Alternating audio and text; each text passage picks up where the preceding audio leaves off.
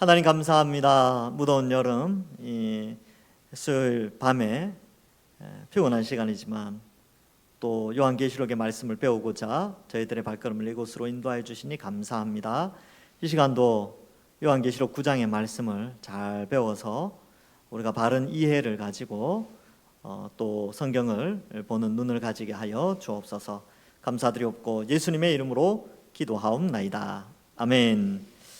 자, 요한계시록 9장 이제 지금 나팔 심판을 하고 있거든요. 그래서 이 나팔 심판이라는 것은 이 일곱 번째 인을 뗐을 때 일곱 번째 인의 심판이 뭐냐 하면 일곱 나팔 심판이에요. 그러니까 일곱 개의 나팔 심판은 일곱 번째 인 속에 들어가 있는 것입니다.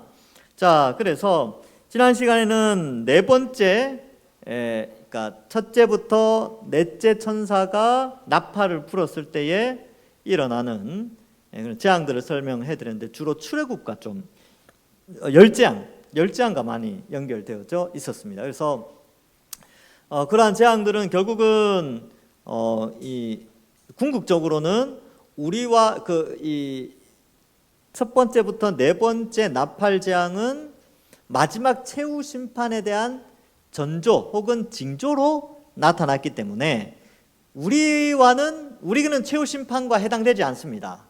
그래서 우리와는 상관없기 때문에 출애굽 재앙을 이제 묘사를 하고 있다라는 것을 우리가 지난주에 살펴보았습니다. 그래서 이제 이 다섯 번째부터는 지난 8장 마지막 부분에 세 개의 화가 남아 있다라고 되어 있었죠. 그래서 이 다섯 번째 나팔부터는 조금 분위기가 조금 더 어둡게 묘사되어지게 됩니다. 자, 9장 1절을 한번 우리가 1절부터 11절을 한번 읽어보도록 하겠습니다. 한 절씩 교독하겠습니다. 다섯째 천사가 나팔을 불매 내가 보니 하늘에서 땅에 떨어진 별 하나가 있는데 그가 무저갱의 열쇠를 받았더라.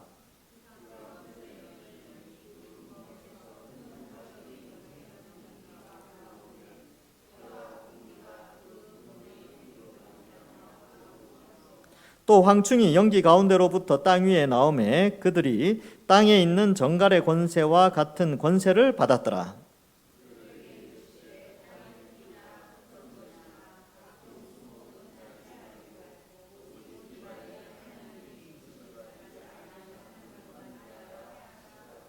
그러나 그들을 죽이지 못하게 하시고 5달 동안 괴롭게만 하게 하시는데 그 괴롭게 함은 정갈이 사람을 쏠 때의 괴롭게 함과 같더라.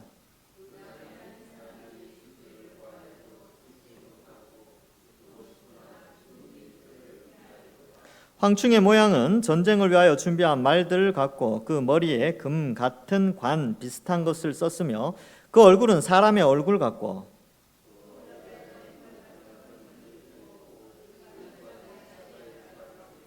또 철 호심경 같은 호심경이 있고 그 날개들의 소리는 병거와 많은 말들이 전쟁터로 달려 들어가는 소리 같으며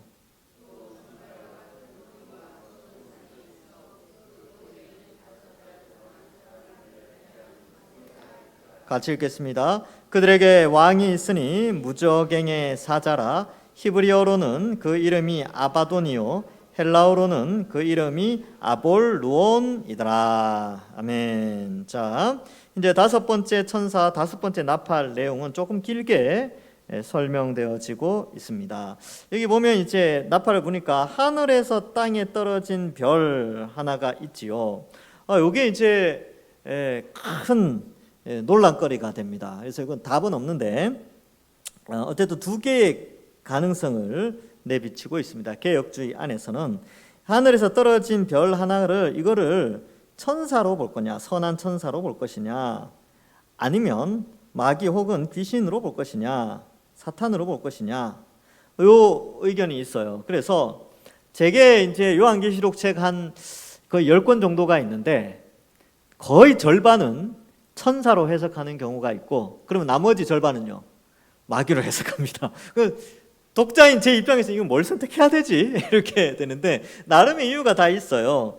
이 땅에 떨어졌다라는 표현 때문에 이거는 마귀에게 주는 것이다. 그래서 하늘의 별 3분의 1을 데리고 땅에 떨어졌다라는 표현이 12장 13장에 가면 그 내용이 나와요. 그래서 이거는 마귀다라고 주장하는 게 있고, 그런데 무저갱의 열쇠를 받았기 때문에 또 나중에 아볼루온 또 아바돈 이런 게 무저갱의 사자로 있단 말이죠. 그래서 이거는 또 다른 존재니까 이건 천사가 아니냐. 그리고 이게 받았더라라고 있는 이 단어가 신적 수동태라는 뭐 그런 용어를 써요. 그래서 신으로부터 하나님으로부터 받았기 때문에 이거는 마귀가 아니고 천사다. 이렇게 주장하게 됩니다.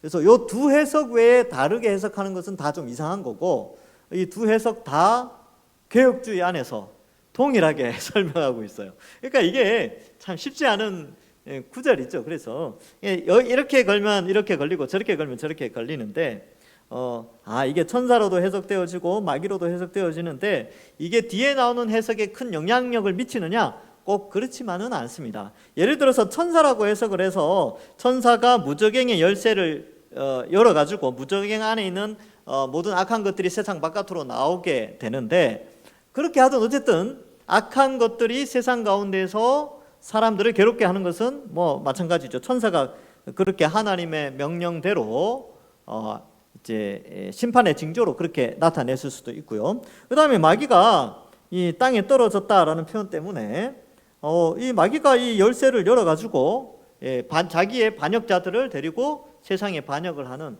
그런 것으로 묘사를 해도 크게 무리가 되지는 않습니다. 여기에 함몰되어져서 뭐가 옳으냐 그러냐 다툴 필요는 없어요. 요거는 2000년 동안 다퉈온 겁니다. 근데 2000년이 지난 우리가 해결할 수 있을까요? 해결 못하죠. 그럼 우리가 내리는 결론은 뭐냐면 요 땅에 떨어진 별 요거는 요렇게 해석되어져 왔구나 하고 넘어가면 됩니다. 아시겠죠?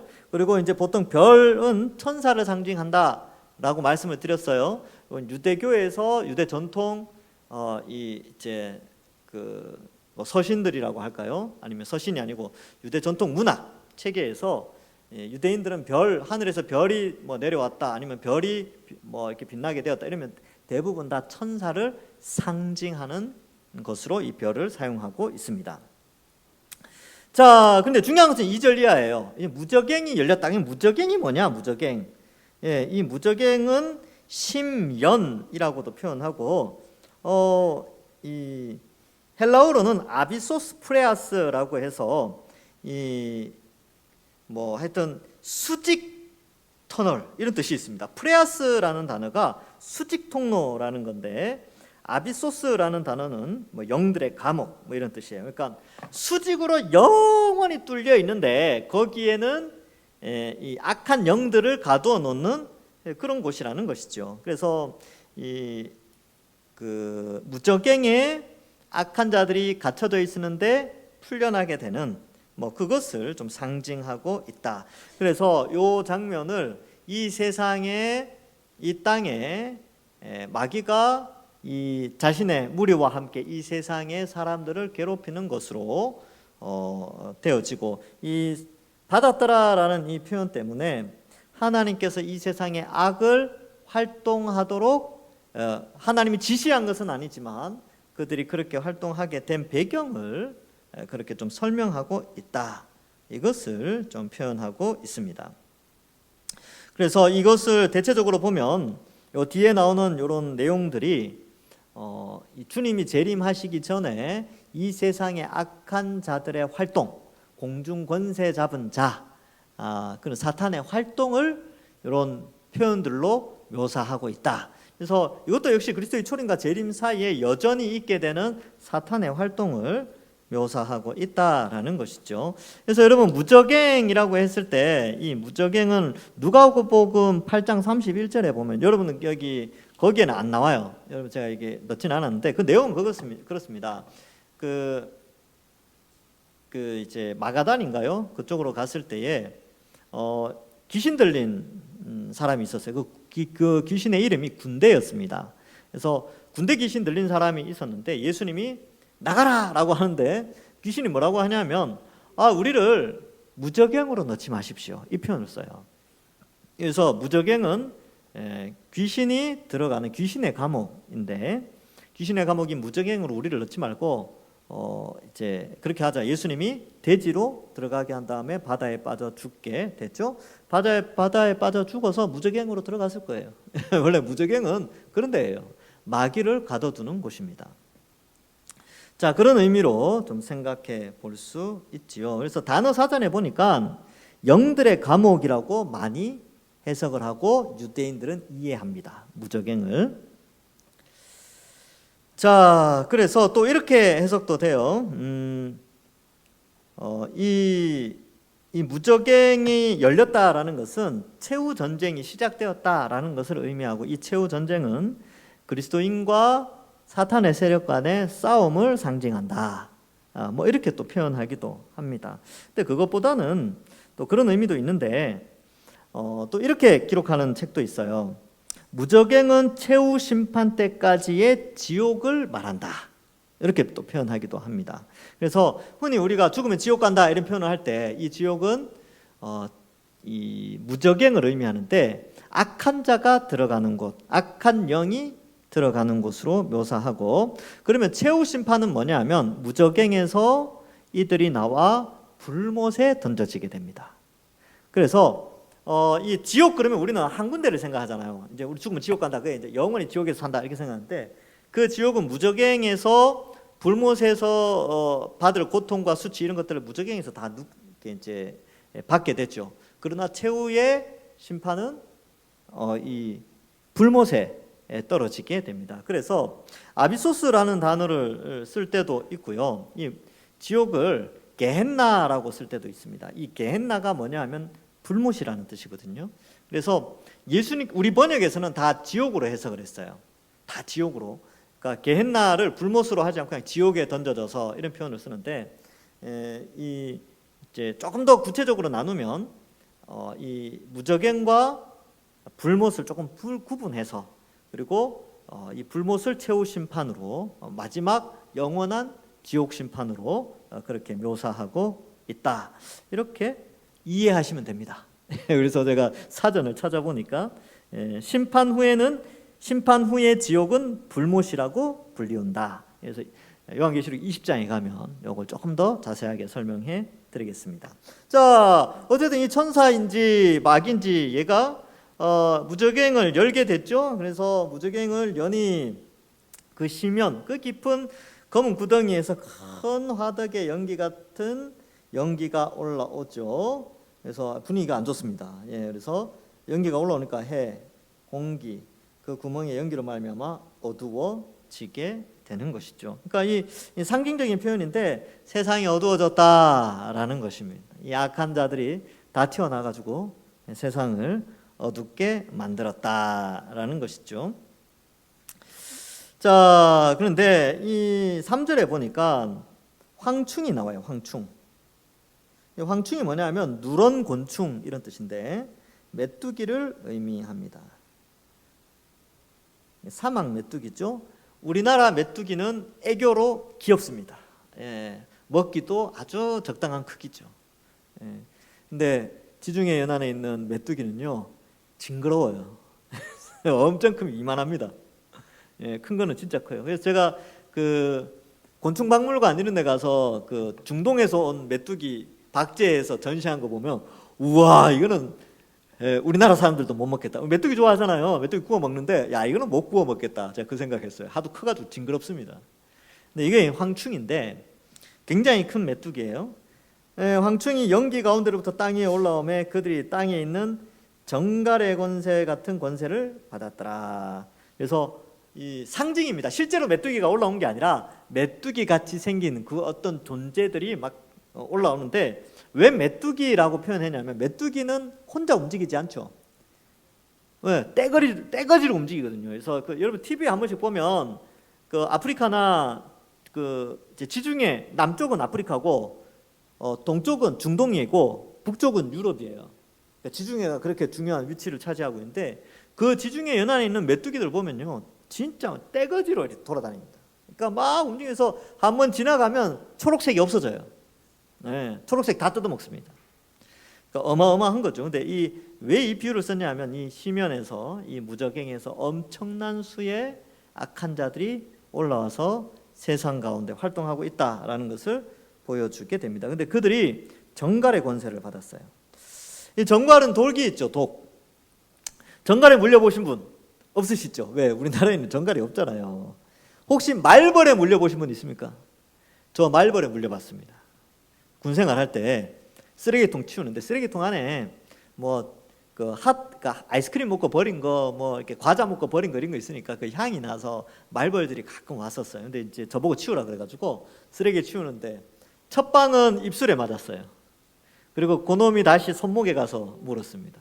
그래서 저는 이제 단기 사병으로 있었기 때문에 저녁에 집에 가야 되는데 집에 못 갔어요. 입술이 이만해져가지고 버스를 타고 갈 수가 없었습니다. 부끄러워서. 근데 이제 제가 그때 제가 인생에 있어서 정말 고통스러운 두 번의 순간이 있었는데, 첫 번째는 화생방 들어갔을 때, 왜 남자들은 아실 겁니다. 이 화생방 들어가면 정말 지옥 같은 고통이 있습니다. 두 번째는 말벌에 쏘였을 때입니다. 말벌이 여기 딱 쏘였을 때 여기가 아팠어요.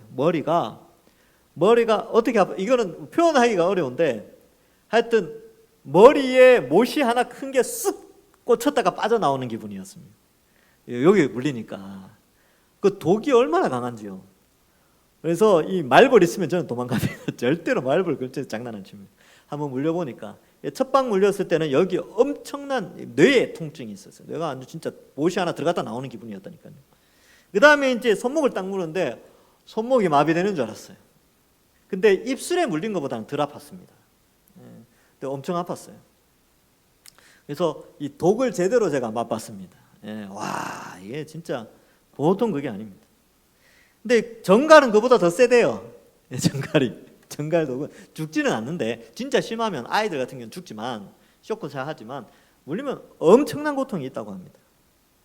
근데 이 메뚜기는 독이 없죠. 근데 메뚜기 같은 것이 정갈의 독을 가지고 있기 때문에 이게 비유적으로 엄청난 수가 아주 강력한 힘으로 이제 괴롭히는 것이죠. 자, 근데 왜 메뚜기가 나왔는가? 여러분, 이게 또 역시 출애굽 재앙과도 연결됩니다. 출애굽기에 보면 8번째 재앙이 메뚜기거든요. 여러분 관련 성경 구절 거기 프린터물에 보시면 자막에도 나오겠지만 거기 보면 이렇게 돼 있죠. 메뚜기가 온 땅을 덮어 땅이 어떻게 되었어요? 어둡게 되었어요. 그러니까 땅이 햇빛을 가릴 정도로 메뚜기 떼가 엄청났죠. 되었으며 메뚜기가 우박에 상하지 아니한 밭의 채소와 나무 열매를 다 먹었으므로 애굽 온 땅의 나무나 밭의 채소나 푸른 것이 남지 아니하였더라. 이렇게 기록하고 있죠. 그래서 메뚜기는요 초록색을 먹어요. 푸른 것을 먹습니다. 그런데 여기는 다르죠. 여기는 땅의 풀이나 푸른 것이나 수목은 해치지 않죠. 그러니까 이게 실제 진짜 메뚜기가 아니고 메뚜기와 같은 그런 어떠한 강력하게 많은 존재들을 의미하게 됩니다. 그래서 여기 이제 구멍에 연기로 말미암아 어두워지는데, 연기뿐만 아니라 이 메뚜기 떼 때문에 어두워지는 거예요. 그래서 출애굽기에도 보면 메뚜기 때문에 어둡게 되었다 이렇게 되죠. 자, 3절에 계속해서 보시면 이렇게 되면 이 독이 세상에 퍼지는 거예요. 독이. 그러니까 메뚜기가 독을 가지고 세상에 퍼지게 되고, 그 독이 누구에게 영향을 미치느냐 하면 4절에 보시면 오직 이마에 하나님의 인침을 받지 아니한 사람만 해하라 하시더라. 오직 이마에 하나님의 인침을 받은 사람이 누굽니까? 이건 14만 4천. 교회라 그랬죠. 교회. 그렇죠? 그래서 교회 공동체를 제외한 나머지 사람들에게 해하라. 이것은 뭐를 의미하느냐면, 자, 다시 이제 잘 기억하셔야 돼요. 이 출애굽 때의 10재앙은 이스라엘 사람들에게는 해당되지 않았죠. 그죠? 그러면 그 이미지를 지금 요한계시록에 갖고 오는 이유는, 지금 나팔이 불려지면서 열재앙의 여러 가지 우박이나 피로 변하는 것이나 지금 메뚜기나 이런 게 등장하는 것은, 이것은 최후 심판의 전조로 보여지는 거예요. 그러니까 최후 심판은 우리와 상관이 없죠. 우리는 구원을 받았으니까 우리는 최후 심판이 없어요. 그렇기 때문에 최후 심판과 상관이 없다라는 의미에서 이마에 인침을 받은 우리와는 상관이 없는 거죠. 그러면 이마에 인침을 받지 못한 자, 즉 예수님을 믿지 않는 자들에게는 바로 이러한 심판이 최후 심판에 일어날 징조로, 전조로 이렇게 이 상징이 보여지는 거예요. 이 환상이. 그래서 나팔 심판에 나오는 환상의 재앙들은 최후 심판의 전조인데, 최후 심판은 믿는 자와 상관이 없으니까 그런 의미에서 하나님이 요한을 통하여 출애굽 10재앙의 상징들을 보여주고 있는 거예요. 그래서 이 나팔 대접 심판에 나오는 궁극적인 그러한 심판들은 최후 심판을 전조로 하는데 우리와는 상관이 없다. 그러나 인류의 공통 지구 공동체 안에서의 어떤 그런 그 범죄함으로 말미암아 초래된 잃어버린 낙원의 모습들은 좀 같이 공유하는 그런 부분들은 없지 않아 있습니다. 자, 그래서 이런 상징적인 표현들 일부러 의도적이죠. 이거는 이렇게 써놓은 것은 최후 심판과 연결되어 있고 그리스도인의 그것과는 상관이 없는 것을 설명하고 있습니다. 자, 그리고 이제 또 여기서 좀 참고적으로 생각해 볼 것은 1에서 네 번째 나팔은요, 대자연을 상대로 물, 강, 뭐 그죠, 땅 뭐 이러잖아요. 근데 다섯 번째 나팔은요, 나팔부터는 이게 사람과 관련돼 있어요. 인간계, 사람과 좀 관련돼 있어요. 그러니까 화로다라고 한 게 사람에게 직접적으로 미치기 때문에 그렇습니다. 그래서 이제 이런 글을 읽을 때 메뚜기가 풀을 먹지 않고 사람을 공격하는 것을 통하여 하나님의 심판이구나라는 것을 이제 알려주게 되는 것이죠. 자, 그 다음에 5절에 보면 5달이 등장해요. 5달, 그렇죠? 여기 이제 정갈의 독이기 때문에 죽이지는 못하지만 5달 동안 괴롭게만 하는데 이 괴로움이 굉장할 겁니다. 그 괴롭게 함이 정갈이 사람을 쏠 때 괴롭게 합니다. 요거를 우리가 몰라요.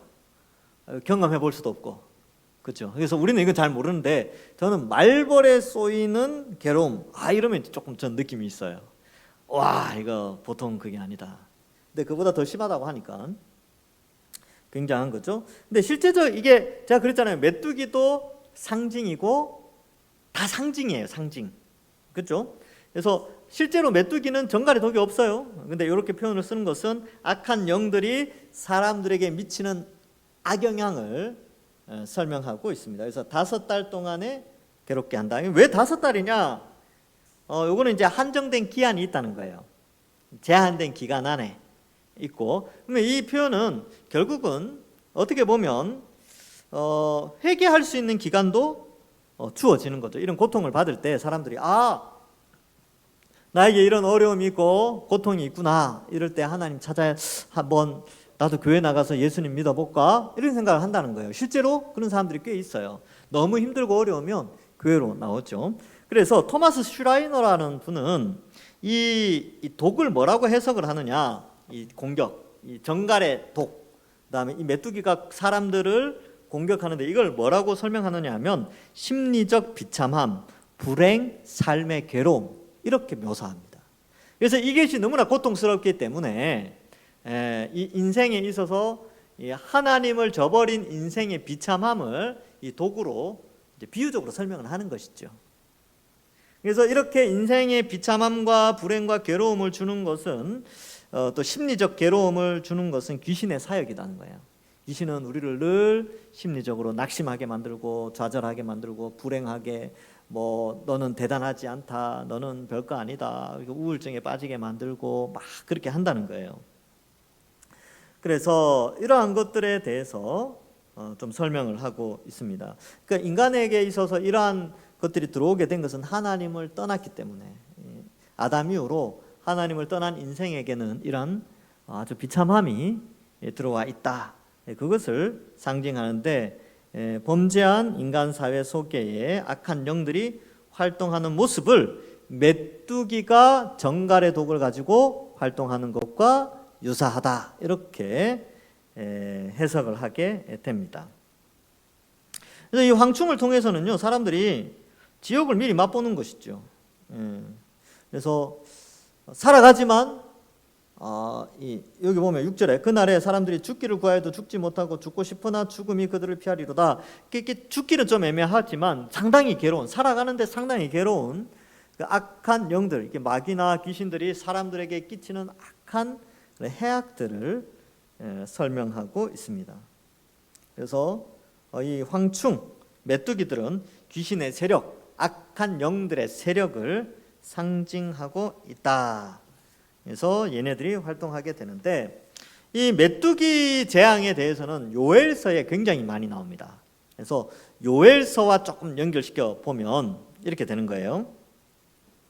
거기 2절, 3절, 요엘서 2장 9절, 10절 나오죠. 두 번째 성구에 보면 성중에 뛰어 들어가며 성 위에 달리며 집에 기어 오르며 도둑같이 창으로 들어가니 그 앞에 땅이 진동하며 하늘이 떨며 해와 달이 캄캄하며 별들이 빛을 거두리로다. 그러니까 요엘서에서 하나님의 날, 여호와의 날에 심판을 받게 될 이스라엘을 설명하는데, 그 이스라엘이 이제 바벨론의 공격을 받는 건데, 이 바벨론의 군대를 메뚜기로 묘사하고 있어요.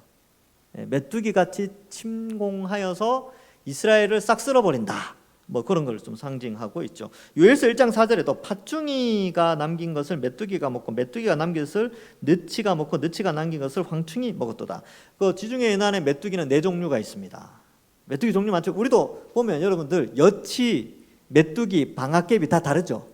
근데 그냥 통칭해서 다 그냥 메뚜기 종류잖아요. 그러니까 점프해가지고 막 날아다니는 거, 그거예요. 이게 팥중이, 메뚜기, 느치, 황충 다 메뚜기과인데 모양은 조금씩 다 달라요. 그렇게 이해하시면 됩니다. 그래서 이스라엘의 심판을 싹 쓸어버리는 그런 장면을 나타내는데, 요엘서 1장 7절에서 12절에도 보면 뭐 쭉 이제 이 메뚜기가 쓸고 지나간 자리가 초록색이 하얗게 돼 버린다는 거죠. 그래서 쭉 애곡하게 되고 뭐 쭉 나오고, 그죠? 그 다음에 쭉 12절에 보면 포도나무가 시들었고 무화과 나무가 말랐으며 석류나무, 대추나무, 사과나무, 밭의 모든 나무가 다 시들었으므로 이러므로 사람의 즐거움이 말랐도다. 이게 왜 그러냐, 메뚜기가 침공해서 그렇습니다. 그러니까 바벨론의 침공이 메뚜기의 처참한 침공과 같을 것이다. 그래서 바벨론 군대가 메뚜기처럼 몰고 내려온다, 이것을 설명해 주고 있는 것입니다. 그래서 이 메뚜기의 공격, 악한 영들이 인간 세상에 들어와서 얼마나 이 땅을 황폐케 만드는지를 보여주게 되죠. 여러분, TV나 드라마나 이런 데 보면 참 비참한 인생의 모습을 그려지는 그런 모습 있죠. 이렇게 왜 마약에 쩌든 사람들, 미국 뭐 어디 가면 마약에 쩌든 도시가 나오잖아요. 그 영상에 본 적 있습니까? 그거 참 비참해요. 정말 비참합니다. 그 다음에 뭐 어디 이렇게 클럽 같은 데 있잖아요. 클럽 같은 데 막 술 마시고 사람들 가고 막 옆에 막 이렇게 향나게 막 있고 막 길거리 쓰러져서 막 그 술 취해서 막 돌아, 그런 거 모습 굉장히 비참하죠. 그러니까 하나님이 원래 그렇게 만드시지 않으셨어요. 근데 악한 영들에 의해서 이 세상이 그렇게 타락해서 사람들이 비틀거리면서 살아가고 또 막 괴로워하고 막 그러죠. 그 분노를 조절하지 못해서 막 악을 행하고 또 탐심이 발현하여서 남의 것을 훔치면서 또 남을 비방하고 또 뭐 그런 것들 있잖아요. 서로 잡아먹지 못해서 막 안달나 있는 막 그런 뭐 이 세상의 사람들도 보고 이런 것들이 다 이 황충, 여기 나오는 이 메뚜기 활동의 어떠한 모습입니다. 그래서 이 원래 행복해야 되는데, 원래 푸릇푸릇하고 생동감 있고 우리 인간 세상이 그래야 되는데, 이들의 활동으로 말미암아 주님 오실 때까지 이런 비참함을 있죠. 우리는 그 가운데 전쟁을 하는 거예요. 영적인 전쟁을 하는 거죠. 자, 그래서 이런 괴로움의 세상을 묘사하고 있다. 7절에 보면 황충들의 모양은 전쟁을 위하여 준비한 말 같죠, 그렇죠? 전쟁을 위한 준비한 말. 그러니까 이 표현 때문에 이 9장을 읽는 유대인들은요, 이렇게 초대교회 성도들은 이거 요엘서에 읽던 그건데, 바벨론 군대, 이스라엘을 멸하게로 온 그 군대를 상징하는 것을 설명하고 있구나라고 받아들이는 거죠. 그러면 자 볼까요? 자 봅시다. 뒤에 본문을 나가기 전에 제가 이제 해석을 이제 해드릴게요. 자, 보세요.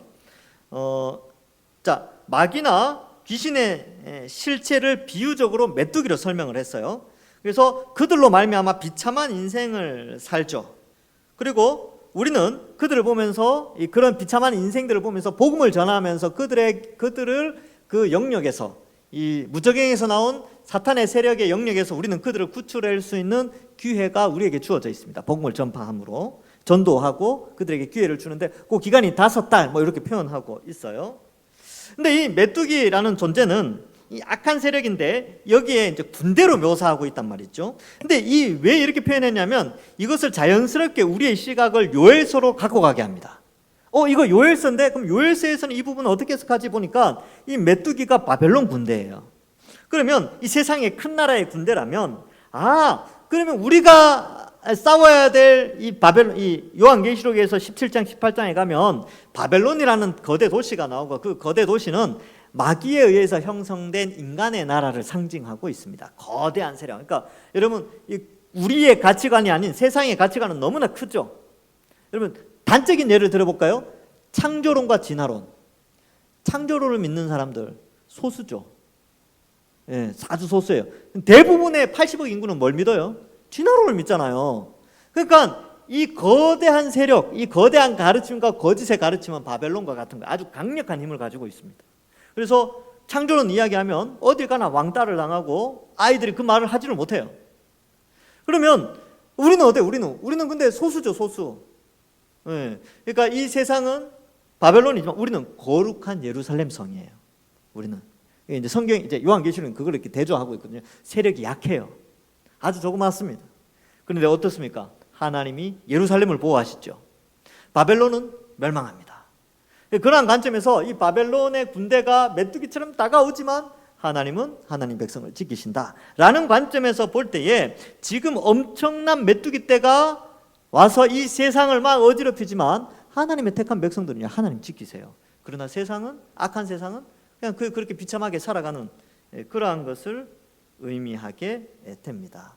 그래서 이 5번째 나팔은 요엘서와 많이 연결되어져 있고 이 세상의 이 거대한 문화나 이런 죄악들을 이 메뚜기로 좀 묘사하는, 근데 그 배경에는 이제 악한 마귀의 세력들이 있다라는 것을 묘사하고 있습니다. 자, 볼까요?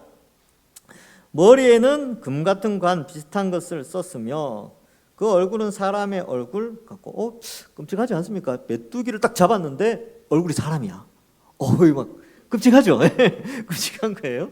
이게 이제 그만큼 좀 비참함을 좀 설명하죠. 또 여자의 머리털 같은 머리털이 있다. 메뚜기는 머리카락이 없습니다. 사람 얼굴을 했는데 머리카락이 막 있어요. 좀 징그럽죠? 그 이빨은 사자의 이빨 같아요. 메뚜기 이빨 자세히 본 적 있습니까? 메뚜기는 이빨이 있는 게 아니고 이렇게 돼 있죠, 그렇죠? 근데 여기는 어떻게 돼 있어요? 사자의 이빨이라고 돼 있잖아요. 사자. 동물원 가서 사자 한번 부르짖거나 호랑이 한번 부르짖으면 그 이가 정말 세 보여요. 근데 그런 이빨을 가지고 있어요. 그 다음에 철호심경, 이 가슴팍에는요 철로 된 방패가 있다는 것이죠. 그 날개 소리는 병거와 많은 말들이 전쟁터로 달려가는 소리 같다. 실제로 그 TV에서 제가 예전에 아프리카에 메뚜기 때 나온 거 이렇게 영상으로 이렇게 보니까 소리가 우웅 거려요. 우웅. 소리가 그냥 메뚜기 날아가는 소리가 아니고 또 전차 지나가는 소리처럼 그렇게 들립니다. 그러니까 달려가는 소리 같으며 또 거기에다가 정갈과 같은 꼬리와 쏘는 살이 있어서 그 꼬리에서는 5달 동안 사람을 해야 할 권세. 앞에 나오는 이제 정갈의 독을 가지고 있는 것이죠. 그러니까 이 마귀의 세력들이 굉장히 강력하게 인간 세상에 예수님을 믿지 않는 자들에게 악한 그런 비참함을 하고 있죠. 근데 우리는 왜 해당되지 않냐면 우리는 그리스도 안에 있잖아요.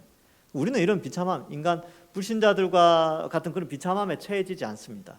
그러니까 이런 비참함은 예수님 믿지 않는 자들의 그 비참함을 설명하고 있는 것이지요. 자, 그래서 이런 묘사들을 7절에서 10절에 보는데 여러분 관련 구절을 한번 보시겠어요? 관련 구절 보면 다 요엘서와 좀 연결되어 있죠. 요엘서 2장 4절에서 6절에 보면 그의 모양은, 그 메뚜기의 모양은 말 같고 달리는 것은 기병 같으며 그들의 산꼭대기에서 뛰는 소리는 병거 소리와 같고 불꽃이 건불을 사르는 소리와도 같으며 강한 군사가 줄을 벌리고 싸우는 것 같으니 그 앞에서 백성들이 질리고 무리의 낯빛이 하얘졌도다. 이 문맥상 메뚜기를 설명하는데 메뚜기를 군대로 묘사하는 게 요엘서랑 똑같습니다. 자, 그래서 요엘서 1장 6절에 그 개정 성경으로 의미합니다. 다른 한 민족이 내 땅에 올라왔음이로다. 그들은 강하고 수가 많으며 그 이빨은 사자의 이빨 같고 그 어금니는 암사자의 어금니 같도다. 그러니까 여기 표현되어 있는 7절부터 10절에 표현된 이 메뚜기는 요엘서에서 표현한 그것과 유사하기 때문에 독자들로 하여금 이건 실제 메뚜기가 아니고 어떤 거대한 나라를 상징하고 있구나. 요엘서에는 바벨론을 상징하거든요. 그러면 우리에게 있어서 바벨론은 사탄의 나라예요. 사탄이 이 세상에서 인간을 통해 형성해 놓은 그러한 나라를 의미하는데 그러한 것들이 믿지 않는 자들을 그렇게 이제 괴롭게 하는 이 사탄의 나라가 이 세상에 있는 사람들을 그렇게 비참하게 만든다는 것이죠. 그래서 그러한 의미로 이걸 좀 볼 수가 있습니다. 예레미야 46장 23절 그 관련 구절에 보시면 나 여호와가 말하노라 그들이 황충보다 많고 계수할 수 없으므로 조사할 수 없는 그의 수풀을 찍을 것이라 뭐 이렇게 되어 있는데 애굽을 치는 바벨론에 대한 묘사 뭐 이렇게 되어 있죠. 그래서 이 바벨론 메뚜기 그러면 메뚜기 군대 그러면 바벨론을 상징하고 요한계시록에서는 이 바벨론이 17장 18장에서는 인간의 나라 거대한 인간의 나라 그러나 망할 나라죠. 예레미야 51장 14절에도 만군의 여호와께서 자기로 맹세하되 내가 진실로 사람을 황충같이 내게 가득하게 하리니 그들이 너를 향하여 소리를 높이리라 하시도다. 바벨론을 치는 메대에 대한 묘사. 그러니까 이제 메대와 바사와 메대가 이제 바벨론을 치거든요. 고레스가 쳐요. 근데 그 바벨론을 치는 메대와 바사를 또한 메뚜기로 이제 그렇게 또 묘사하죠. 황충같이 내게 가득하게 될 것이다. 그래서 이런 거대한 세력 뭐 그런 것을 상징하고 있습니다. 그래서 메뚜기를 어떻게 해석할 것인가라고 했을 때 메뚜기는 실제하는 메뚜기가 아니고 바로 마귀가 이 세상에서 그 나라를 형성하고 사람들을 불러 모아서 타락한 문화와 악한 죄의 어떤 속성들을 만들어내는 그러한 아주 거대하고 강력하고 많은 그런 숫자를 지금 묘사하고 있습니다. 그래서 이게 우리가 싸워야 될 대상이죠. 우리가 이들과 싸워야 돼요. 그래서 영적 전쟁이라는 표현을 씁니다. 영적 전쟁. 자, 그 요엘서 2장 25절 2페이지 제일 위에 보면 나와 있죠. 내가 전에 너희에게 보낸 큰 군대 곧 메뚜기와 늑 황충과 팥종이의 먹은 횟수대로 너희에게 갚아주리라. 이스라엘을 친 나라들을 묘사하는데 나중에 하나님 다 갚아주신다 뭐 이렇게 표현을 하는데 결국 이스라엘 백성들은 하나님 지켜주신다 뭐 이렇게 이해할 수 있습니다. 자 11절 볼까요? 이 악한 세력 이 귀신들의 수장이 있어요. 그들의 왕이 있는데 그 왕의 이름은 무저갱의 사자 히브리어로는 아바돈이라고 되어져 있지요.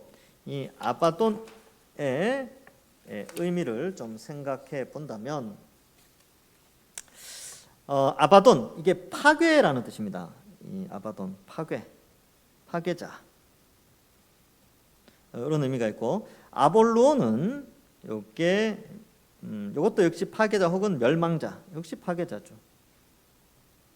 자, 근데 약간 요거를 요 부분을 해석할 때는 약간 이거 언어 유희가 아닐까 이렇게 보는 분들이 있어요. 왜 하냐면 이게 아폴로신, 태양신, 아폴로와 발음이 비슷하니까 이게 이제 당시에 2000년 전에 로마에서 특별히 태양신이었던 아폴로에 대해서 숭배하는 이렇게 그 아폴로의 신에서 황제가 등장하게 되거든요. 그러니까 황제가 태양과 관련되어져서 뭐 이렇게 신격화하기 때문에 황제 숭배와 좀 연결되는 거 아니냐. 우상 숭배인 아폴로 숭배나 황제 숭배를